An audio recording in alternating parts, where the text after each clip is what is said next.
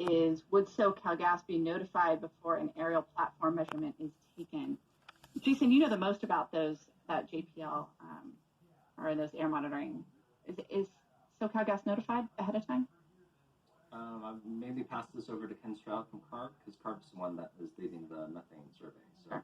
Ken, do you have an answer to that one? Yeah, I don't know the answer to that. I can check with our research division. Maybe we'll have that in the follow-up answers. I don't know. Fair. So, sorry, folks, we don't have an answer. But one of the things that is important to me when we're doing these things is to also tell you when we don't have an answer and not try to play. So we will try to get that answer for you down the road. For fixed monitoring stations, how many types of monitors would there be?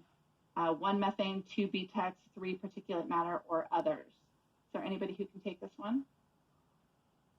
Well, I think it's more, so this is Jason again from South Coast. It's more on what's important to the community to measure.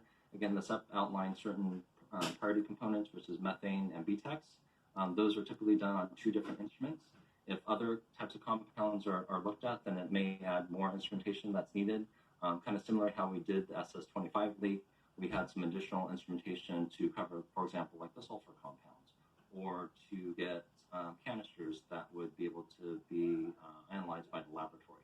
So it just kind of depends on what the priorities are for the community. PM is important. It adds a different monitor, adds more cost, which reduces the amount of time that the SEP probably would be active. Thank you, Jason. There was also a request that we provide the contact information for complaints. For the city, it's 311. There's a phone app and a phone number. I know AQMD has a website where you can report emissions and odors. There's also Cali PA has a website. I know this isn't me giving you the links. We can follow up with actual web page links, but we don't have those today. My apologies for that. So this is Jason. For the South Coast AQMD, it's the number is 1-800-CUT-SMOG, and it's 1-800-CUT-SMOG. And as Jessica mentioned, we do have a website, but we also have a mobile phone app that can also directly send complaints to us. Great, and that is actually your best resource for putting complaints, are those AQMD contacts that Jason gave you. Jessica, I wanted to circle back on the last question really quickly because I wanted to highlight something. Yeah. That was the question about how many specific monitors will there be.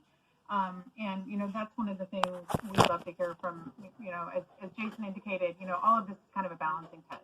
We could put more monitors and monitor for more constituents, but that might mean that given that we have a fixed budget,